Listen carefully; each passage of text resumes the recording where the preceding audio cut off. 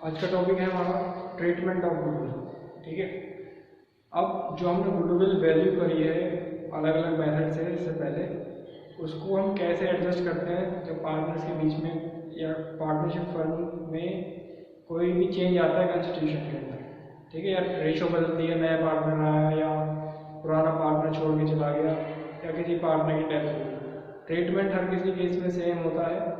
ठीक है, तो दो तरह गुडविल होती है हमारी, एक जो हमने अभी वैल्यू करी है यानी न्यू गुडविल जो है हमारी, और एक होती है जो हमारी बुक्स के अंदर अपीयर हो रखी होती है।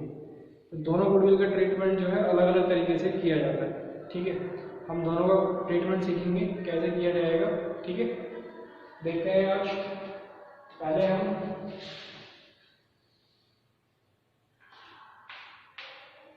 जो गुडविल जो है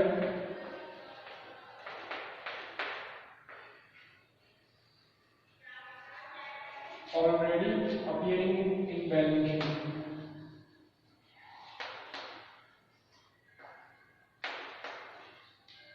यानी हमारे बुक्स ऑफ अकाउंट के अंदर अगर कोई गुडविल पहले से ही आ रखी है, हमारे एसेट साइड में शो कर रखी है, तो उसका ट्रीटमेंट हम कैसे करेंगे।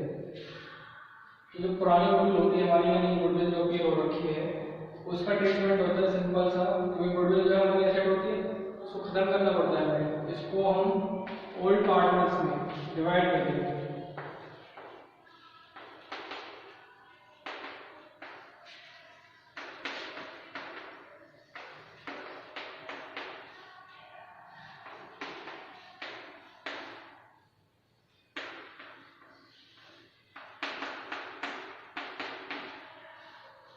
ओल्ड पार्टनर्स को डेबिट, इस गुडविल को ओल्ड पार्टनर्स में बांट दिया जाएगा।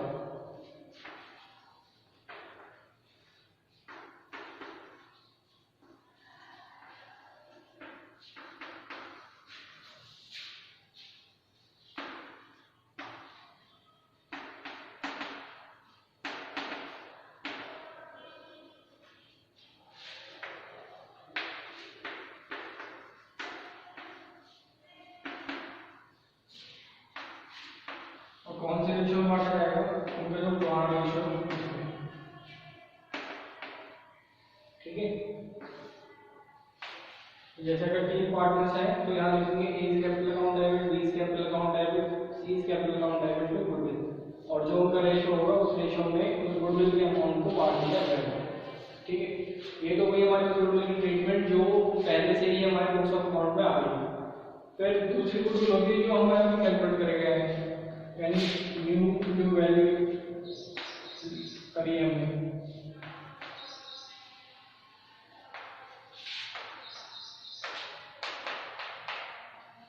जो हमने नई गुडविल अभी निकाली अपने फॉर्मूला लगा करके, उसका ट्रीटमेंट कैसे करेंगे। तो उसके ट्रीटमेंट के लिए क्या करना है, हमें यहाँ देखना है जो गेनिंग पार्टनर है,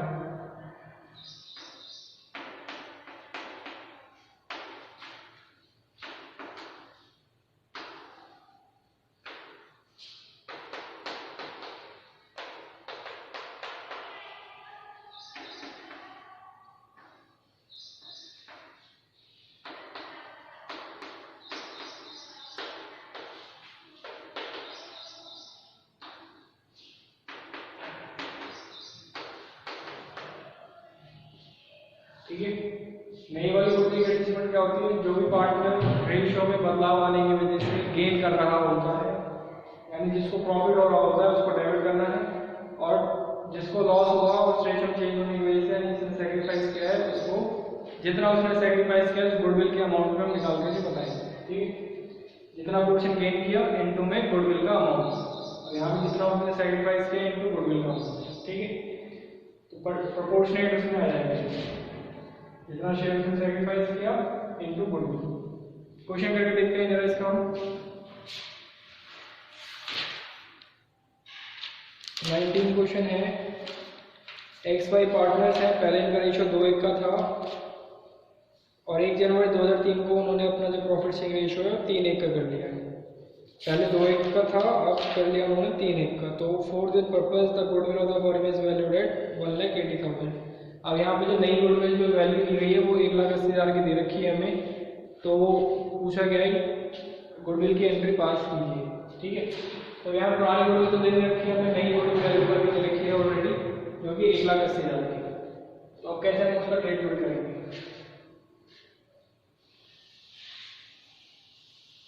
इन केसों में सबसे पहले हमें निकालना पड़ेगा कि किसने गेन किया और किसने सैक्रिफाइस किया। तो यहाँ पे पार्टनर है हमारे एक्स और वाई, इनका ओल्ड रेशियो है 2:1। जो नया रेशियो है वो है इनका 3:1। ठीक है, तो अब यहाँ पे देखना है किसने सैक्रिफाइस किया किसने गेन किया। तो मैं यहाँ पे सैक्रिफाइस वाला फॉर्मूला लगा रहा हूँ। सैक्रिफाइस क्या होता है? Old ratio minus new ratio, या old share minus new share भी कर सकते हैं आप।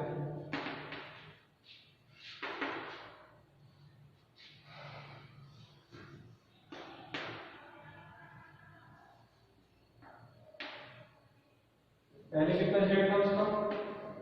2/3 माइनस, अब कितना शेयर है उसका? 3/4। ठीक है, एलसीएम लेंगे इसका, एलसीएम हो गया 12, इधर हो जाएगा 8 और इधर हो जाएगा 6। इसने गेन किया 2/12, काट देंगे तो इसको आ जाएगा 1/6 शेयर उसने सैक्रिफाइस किया। किसने सैक्रिफाइस किया? ये हमने एक्स का निकाला। फिर वाई का देखिए, पहले था उसका 1/3, अब हो गया उसका 1/4। ठीक है, इसका भी रिएक्शन लेंगे तो क्या आएगा?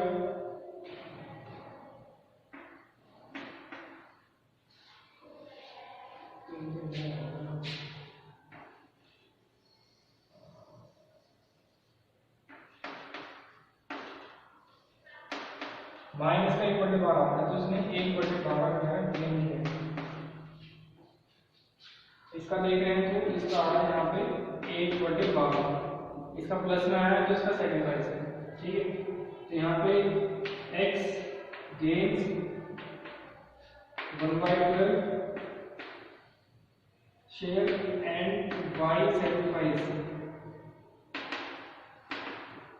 1/12 शेयर।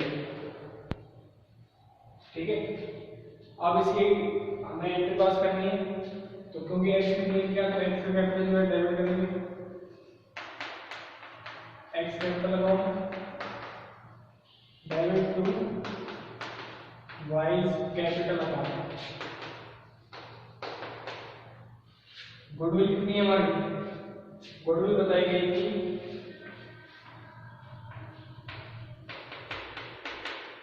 1,80,000। यहाँ पे 1,80,000 को नहीं बांटना है, 1,80,000 में जितना उन्होंने गेन या सैक्रिफाइस किया वो दिखाना है। तो दो ही बांटना है, जितना एक सैक्रिफाइस करेगा उतना दूसरा गेन करेगा। तो यहाँ पे इसका जो शेयर है कितना आएगा? 1/12 इंटू 1,80,000। इससे इसको डिवाइड करेंगे,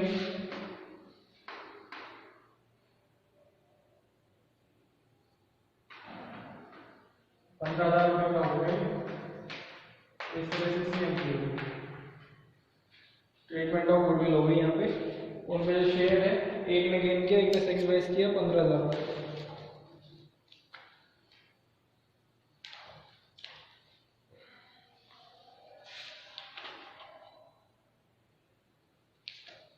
और नरेशन में क्या लिखेंगे यहाँ पे?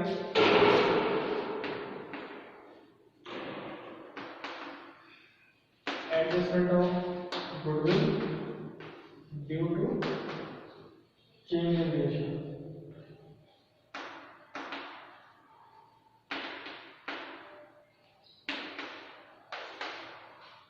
इस तरह से हमारा क्वेश्चन खत्म हो जाता है जब हमने नई गुडविल की ट्रीटमेंट करनी है। सबसे पहले हमें निकाला है कौन गेन कर रहा है कौन सैक्रिफाइस कर रहा है, उसके बाद हमें जो एंट्री पास करनी है। जो जितना गेन करेगा उसको उसके हिसाब से गुडविल में से उसका शेयर उसमें डेबिट या क्रेडिट कर दिया जाए। ठीक है, अभी जो हम दूसरी वाली गुडविल जो है हमारी उसका क्वेश्चन देखते हैं, जिसमें कि हमें पुरानी गुडविल को भी एडजस्टमेंट करना है और नई वाली गुडविल है उसका भी एडजस्टमेंट करना है। तो वो क्वेश्चन देखते हैं है कि नहीं इस किताब में।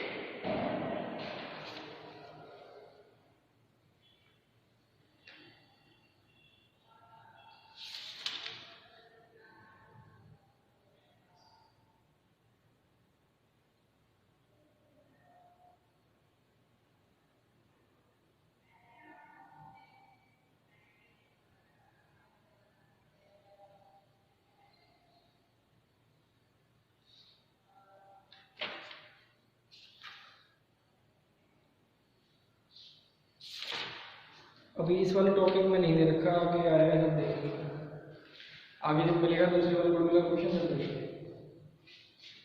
इसके बाद जो हमारा दूसरा टॉपिक है वो टॉपिक है हमारा treatment of accumulative reserves and losses, यानी जो हमारे इकट्ठा हुआ प्रॉफिट है या लॉस है, जो हमने रिजर्व बना रखे हैं इकट्ठे होते जाते हैं साल दर साल, उनका कैसे ट्रीटमेंट करेंगे जब हम हमारा जो कंस्टिट्यूशन पार्टनरशिप का वो चेंज होता है। ठीक है, तो देखते हैं जरा उसको।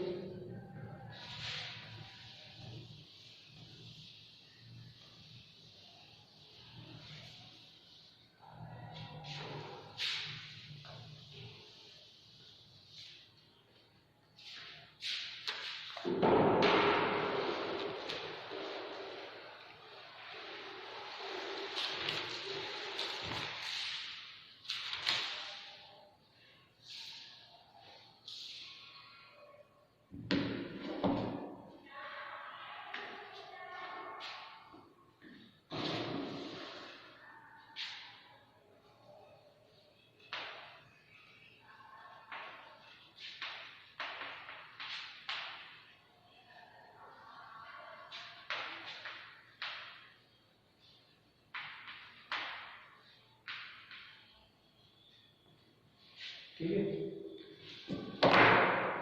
तो इस केस में क्या होगा, रिजर्व्स जो है हमारे या प्रॉफिट जो होता है हमारा एक्यूमुलेटेड प्रॉफिट, वो उनका क्रेडिट बैलेंस होता है, तो उनको भी हमें बांटना पड़ता है पार्टनर्स को, तो उनको पार्टनर्स में क्रेडिट किया जाएगा।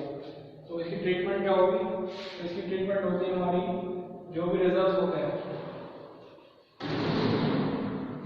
उनको डेबिट किया जाएगा, प्रॉफिट एंड लॉस अकाउंट और डेबिट किया जाएगा अगर ये प्रॉफिट है तो इसके अंदर। ठीक है, प्रॉफिट होगा तो डेबिट में, रिजर्व है हमारे जैसा रिजर्व है, कैपिटल रिजर्व है, कोई भी रिजर्व है उसको डेबिट किया जाएगा। और टू लिखेंगे यहाँ पे हम ओल्ड पार्टनर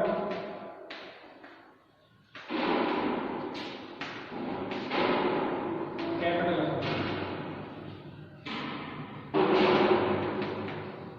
ठीक है, ओल्ड पार्टनर कैपिटल, और किस में डिस्ट्रीब्यूट किया जाता है, इन ओल्ड रेशियो।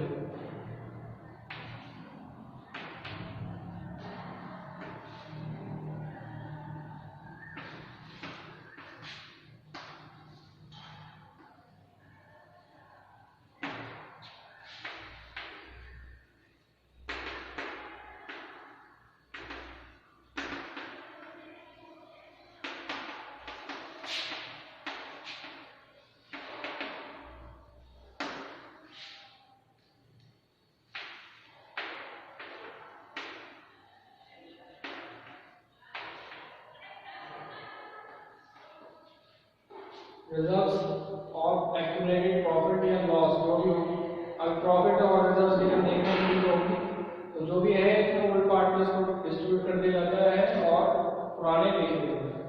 लेकिन अगर फर्म को जो है लॉस हो रखा हो, प्रॉफिट एंड लॉस अकाउंट का जो बैलेंस है वो डेबिट करा है, यानी लॉस हो रखा है, तो उस केस में मेंटेन करेंगे ओल्ड पार्टनर्स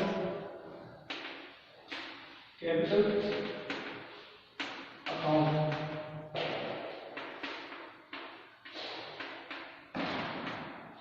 ये लॉस के केस में होगा।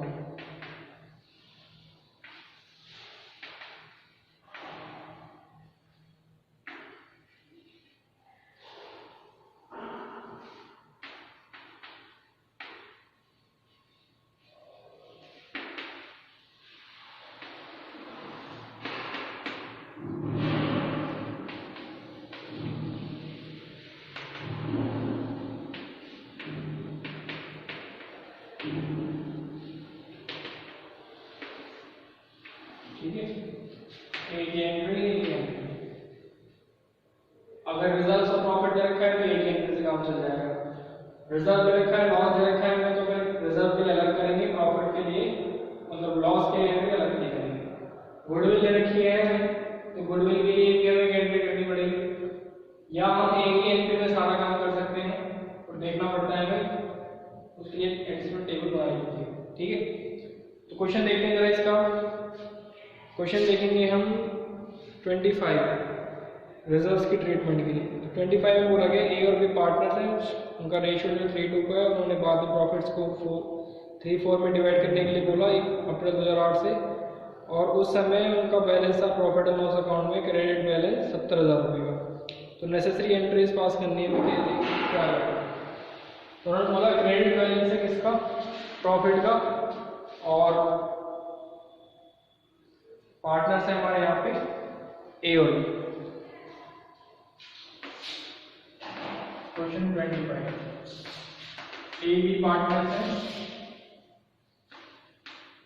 ओल्ड रेशियो और न्यू रेशियो। ओल्ड रेशियो ने बोला 3:2 और न्यू रेशियो है इसका 3:4। देखो इसमें हमने क्वेश्चन में कहीं में भी सैक्रिफाइस नहीं करना किया, तो इसलिए रिजर्व्स ऑफ प्रॉफिट के लिए हमें कोई भी सैक्रिफाइस नहीं निकालने की जरूरत नहीं है। हम वहाँ पे जो भी ट्रीटमेंट करेंगे, जो भी बंटवारा करेंगे, वो ओल्ड पार्टनर में ओल्ड रेशियो में किया जाएगा। तो यहाँ पे भी हम सीधा सीधा इसका एडजस्टमेंट कर सकते हैं। हमें प्रॉफिट लेवल है यहाँ पे, प्रॉफिट एंड लॉस अकाउंट का बैलेंस है क्रेडिट में 70,000। ठीक है, एंट्री क्या होगी, profit and loss account debit to A's capital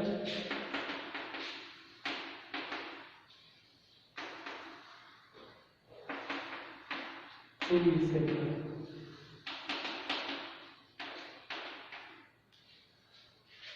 profit का बैलेंस कितना, 70,000 रुपये। रेशियो कितना रखा है, 3:2। तो जो ए का जो अमाउंट होगा, ए का जो अमाउंट होगा वो कितना होगा, 70,000 रुपये का 3/5 कितना हो जाएगा, 14,42।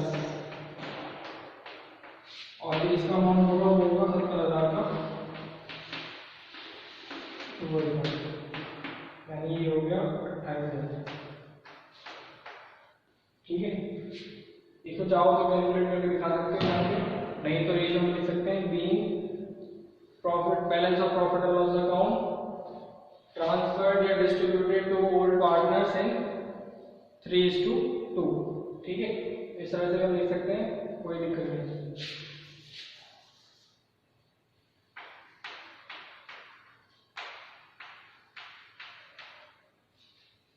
तो इस तरह से एक्यूमुलेटेड जो प्रॉफिट्स हैं उसका ट्रीटमेंट करते हैं।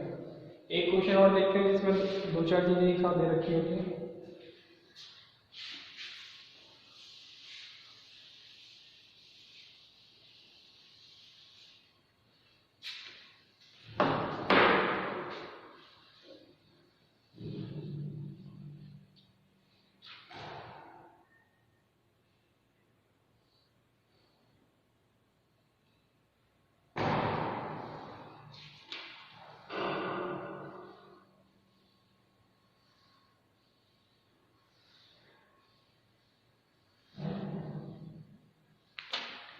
इसके बाद देखेंगे क्वेश्चन नंबर 27 में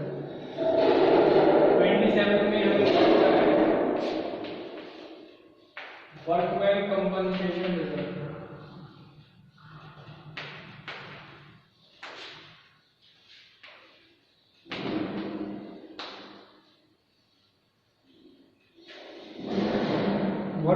कंपनसेशन रिजर्व दे रखा है 40,000। इम्पोर्टेंट है, ध्यान से समझिए, ठीक है। तो इसकी 3 बातें हो सकती है। वर्कमैन कंपनसेशन के लिए 2 चीजें हैं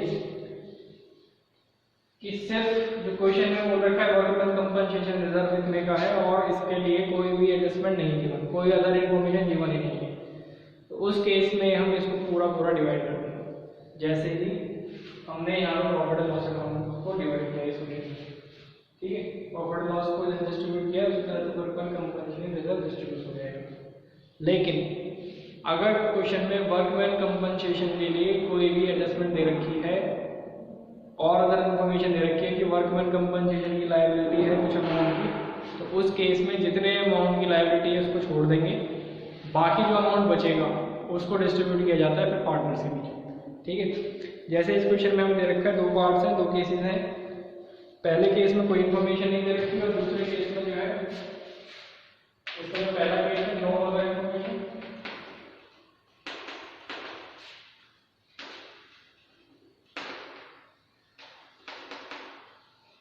और दूसरे केस में जो है क्लेम दे रखा है, claim of on account of workman compensation reserve या वर्कमैन कंपनसेशन रिजर्व।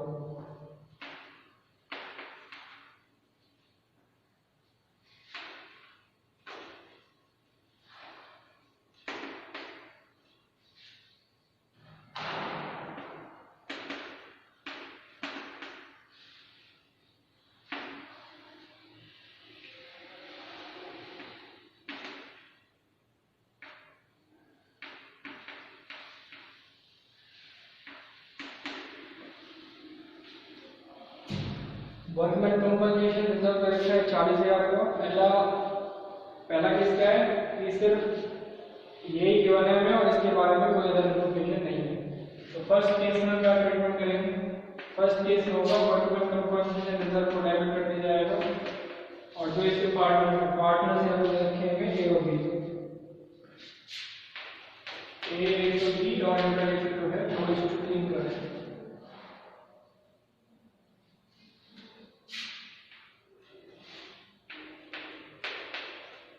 ये ओल्ड रेशियो है,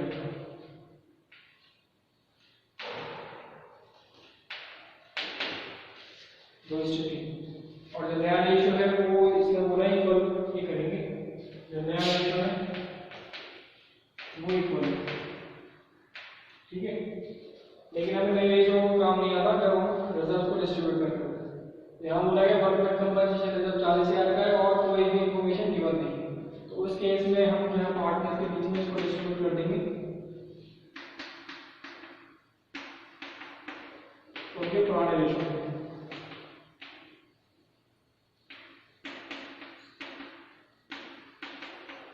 ठीक है। एंट्री दोनों केस में यही होगी, लेकिन दोनों केस का अमाउंट जो है वो अलग अलग आएगा। पहले केस में कोई एडजस्टमेंट नहीं दे रखी है, तो उस केस में हम 40,000 को ही डिवाइड करेंगे। 40,000 रुपये उसमें 3 होंगे, तो 40,000 का जो हम करेंगे ए के लिए 40,000 का 2/5 और बी के लिए करेंगे तो 40,000 का आएगा 3/5, तो जाएगा 16,000 और 24,000, ठीक है। सेकेंड केस में हमें कितने की लायबिलिटी दे रखी है? 25,000 रुपये। रिजर्व कितने का है? 40,000 रुपये। तो वर्कमैन कंपनसेशन रिजर्व जो डिस्ट्रीब्यूट किया जाएगा उसकी वैल्यू कितनी होगी? टोटल रिजर्व में से माइनस करेंगे क्लेम की वैल्यू, तो 15,000 डिस्ट्रीब्यूट करते हैं हमारे, ठीक है। क्योंकि उस जिसके लिए क्लेम है, जिसने क्लेम किया हुआ है उसको पेमेंट करनी पड़ेगी हमें, इसलिए उसको हम डिस्ट्रीब्यूट नहीं कर सकते पार्टनर्स के बीच।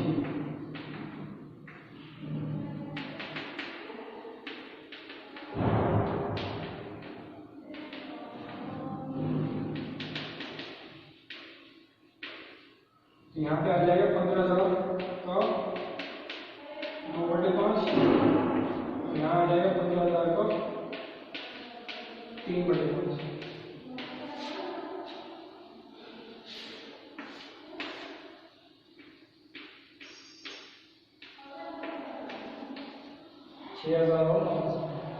ठीक है, समझ में आया ट्रांजेक्शन। इसके बाद एक और क्वेश्चन होता है हमारा इन्वेस्टमेंट फ्लक्चुएशन फंड के लिए या इन्वेस्टमेंट फ्लक्चुएशन रिजर्व के लिए, उस केस में हम कैसे ट्रीटमेंट करते हैं।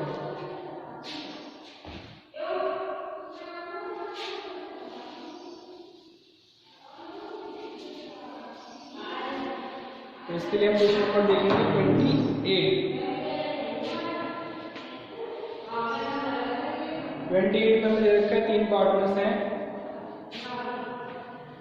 ए बी और सी।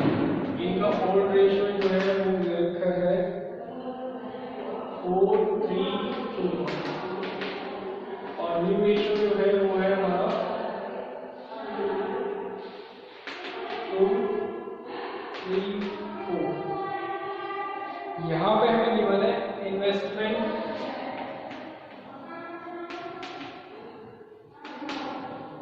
Fluctuation reserve.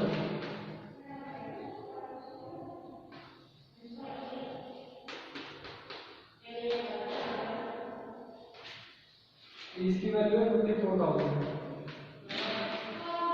और इन्वेस्टमेंट की वैल्यू है, इसकी कॉस्ट जो है वो है 6 lakh.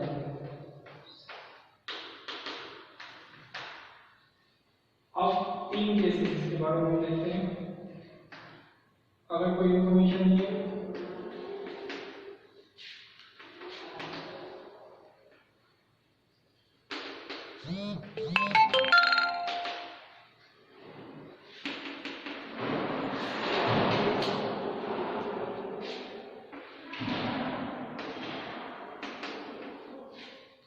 Market value of investment,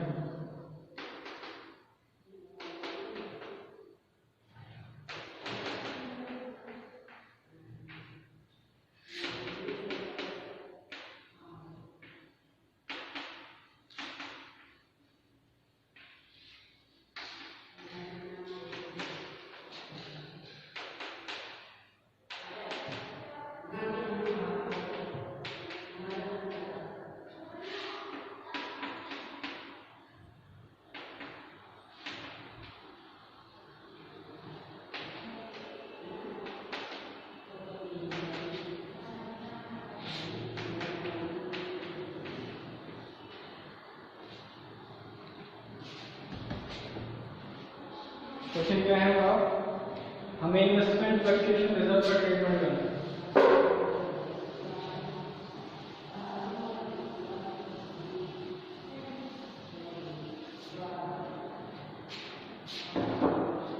partners है हमारे ए बी और सी। पहले जो रेशियो था वो 4:3:2 का था, बाद में रेशियो हो गया नया रेशियो है 3:4 हमें इन्वेस्टमेंट फ्लक्चुएशन रिजर्व बनाया दे रखा है जो कि है सबसे पहले तो हम ये समझ लेते हैं कि इन्वेस्टमेंट फ्लक्चुएशन रिजर्व क्या होता है। इन्वेस्टमेंट फ्लक्चुएशन रिजर्व जो है वो हम इसलिए बनाते हैं ताकि जो हमने जो इन्वेस्टमेंट खरीदी है उसमें अगर कोई नुकसान होता है, इन्वेस्टमेंट के केस में अगर कोई नुकसान होता है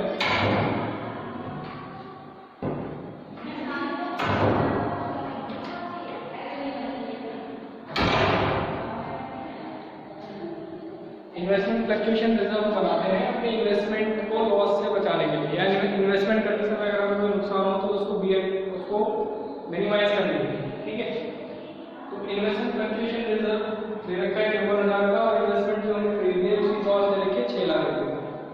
अब हमने यहाँ पे 4 केस लिए।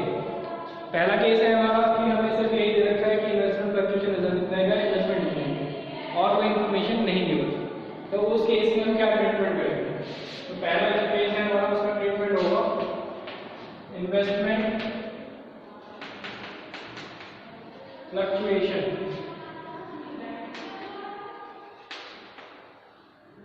Reserve.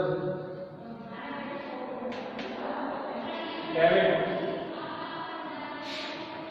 To A's capital to B's capital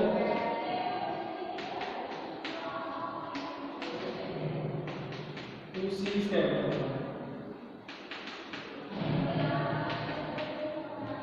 ठीक है, कोई भी डिस्प्यूट नहीं रहेगी। 54,000 को हम तीनों में इनके रेशियो के अकॉर्डिंग काट दें। तो इसका रेशियो है 4:3:2। यानी ऐड करोगे इनको 4 + 6 7 + 2 9 9 से डिवाइड किया हमने तो आया 6 तो 24 करोगे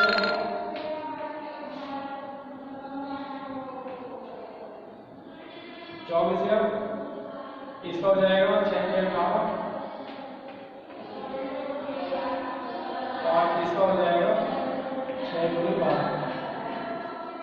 ठीक है, दूसरा case market value equal to investment, यानी जितने की हमने कॉस्ट पे खरीदा था उतने की अगर हमारी मार्केट वैल्यू आ रही है तो भी कोई दिक्कत नहीं है हमें।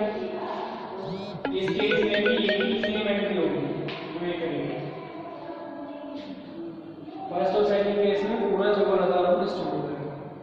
फिर फोर्थ केस को देखते हैं। मार्केट वैल्यू जो है हमारी 6,15,000 के आ रही है, यानी ग्रेटर देन हमारी कॉस्ट है। तो उस केस में भी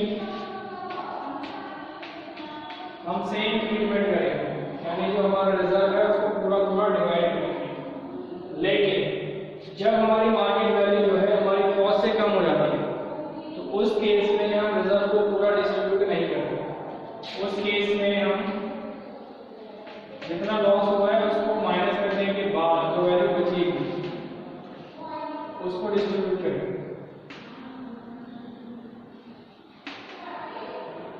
यानी यहाँ पे 14,000 से माइनस करेंगे, कितनी वैल्यू आ रही है 5,91,000, यहाँ पे 6 लाख 6 लाख में से इसको माइनस किया तो वैल्यू बची हमारी 9,000।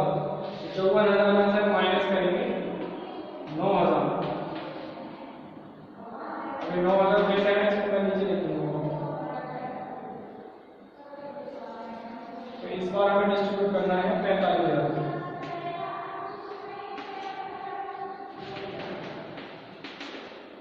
to A's capital to B's capital और to C's capital। रेशियो कोई पुराना रेशियो लेना 4:3:2 का, तो इस पर डिवाइड करेंगे 9 से फिर आएगा 5,000 और 20,000 इसमें आएगा 15,000 इसमें आएगा